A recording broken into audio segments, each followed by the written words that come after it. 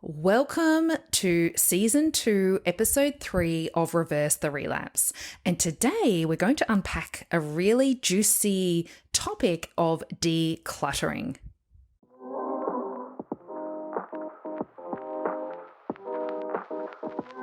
You're in the right place if you're ready to stop the sabotage and weight regain post-weight loss surgery. Hi, I'm Georgie Beams. I'm a psychologist who works in the area of emotional eating, sabotage, and weight regain for weight loss surgery patients. I have experience working in a weight loss surgery clinic, as well as supporting women online to reverse the relapse. I honestly believe that psychology should be a mandatory part of everyone's weight loss surgery journey. Your body has had an upgrade to version 2.0 after surgery, but your mind is most likely operating at version 1.0, which is your old pre-surgery mind. You're here to update your mind to match your body and get back on your weight loss path. And I'm here to help you.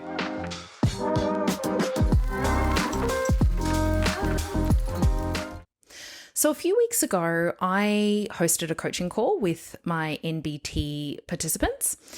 And how we typically run that is there's a theme that we work on in every call. And then I unpack the theme and we talk through it. And then I pose some reflection questions or some coaching questions so we can all go deeper, so we can really understand if there's any sabotage blocks that we need to process and clear and install our version 2.0 new way of being.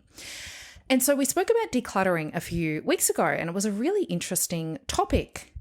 Now, in my mind, there's two components of decluttering. So we have the external declutter, things outside of us, and then we have the internal declutter, which is extremely fascinating. So stay tuned on that one. So before we get into it, I wanted to share a story. So quite a number of years ago, I attended a training course in Canberra. So you may or may not be aware, but one of the key rewiring tools that I use with my clients and also with my MBT participants in my program is a tool called Emdr, and it works with your eye movements. It's extremely powerful, evidence-based tool. And not only am I accredited in EMDR, which you need to be a mental health practitioner like a psychologist or a psychiatrist, but I've further been trained with this specific eating protocol in EMDR.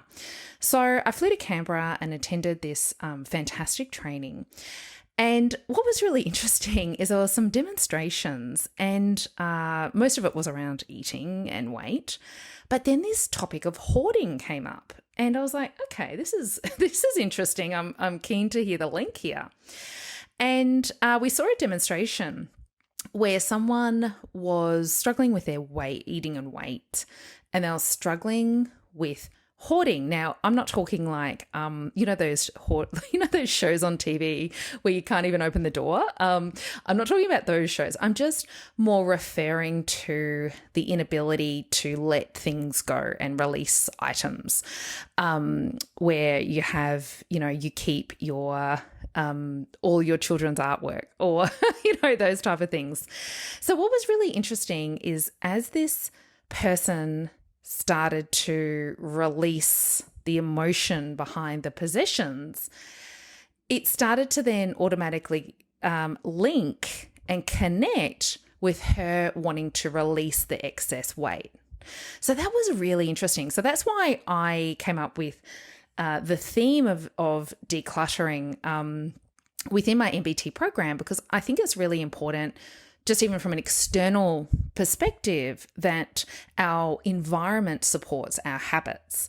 So there's no point in us saying, let's step into our version 2.0 self and let's do all those things. And yet our environment is still at 1.0. Like it is very, very, like you're working against yourself. So, in regards to the external declutter, there were a couple of different areas that we talked through on this particular call.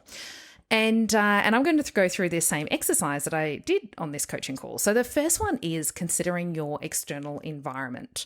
So consider, your kitchen area. It could even be your pantry. I know that came up on the call. Your living area, your bedroom. So from an environment perspective of your house, I want you just to grab a pen and paper, and I want you to rate on a scale of 1 to 10. Now, 10 is where you're in complete alignment with your 2.0 self. So for instance, if you gave yourself a 10 out of 10 for environment, it would be a version 2.0 environment, right? So for me, what that would look like, it's different for everyone, but for me, it would look like minimal, like a minimalist, like there's not much clutter. The kids' toys are like, they all have a home. It's clean. Things are just easy, and you can just relax in that environment because it's a relaxed environment. It's not stressful or chaotic, or out of control, right? So I want you to rate yourself in terms of take stock of your external environment, your house, and rate on a scale of 1 to 10 your level of alignment with your version 2.0 self. So if you gave yourself a low rating, like a 1, 2, or 3, that's demonstrating that it's more of a 1.0 environment. Okay. Then let's go to another area of external declutter, which is social media. Now, many of us don't really clean up our social media accounts. So we might have been following in the past different perspectives, different accounts. Maybe there, might be a lot of the dieting or these old messages, and they can be really triggering as well. So I want you to consider your social media account, whether that's, whatever it is, whether it's Facebook, Instagram, etc. And I want you to perform the same rating. So rate it on a scale of 1 to 10. So remember, 10 is in complete alignment with your version 2.0 self. 1 is not at all.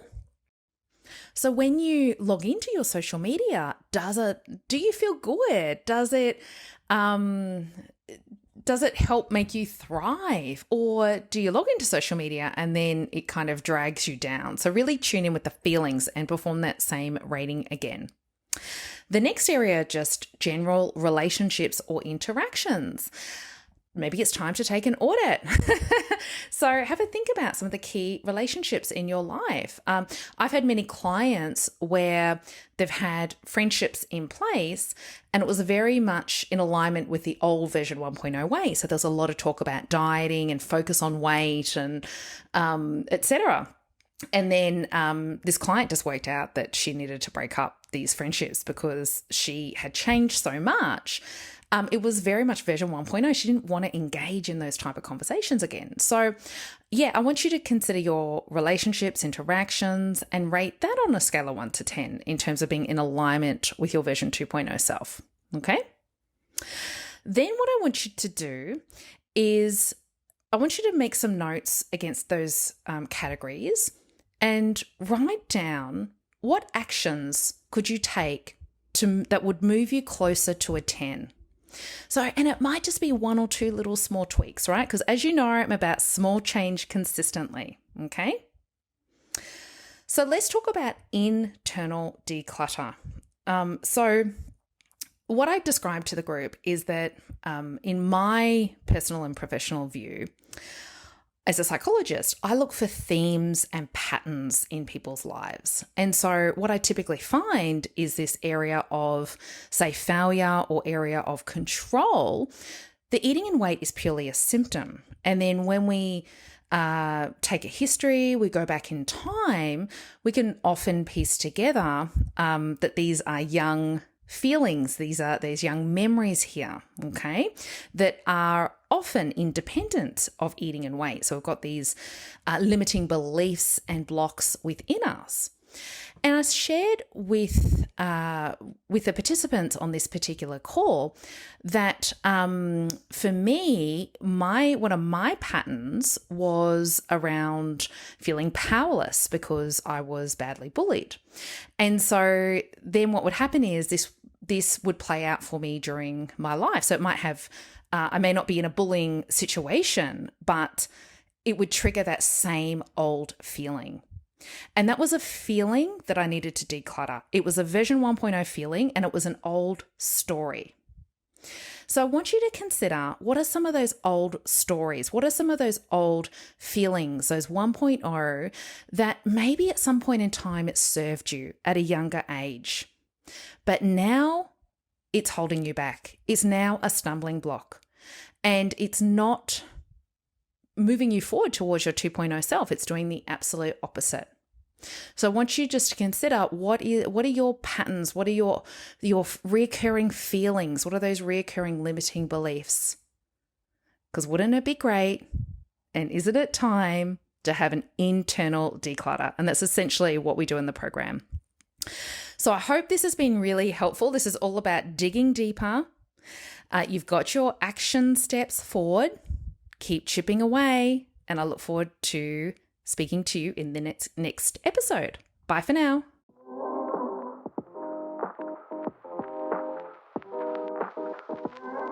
If you loved the content in this podcast, you have to come and check out my book. It's called Weight Loss Surgery Secrets: Why You Haven't Been Able to Get to or Stay at Your Goal Weight After Surgery. I delve into these deeper, juicy sabotage topics in the book. So come and check it out at book.georgiebeams.com.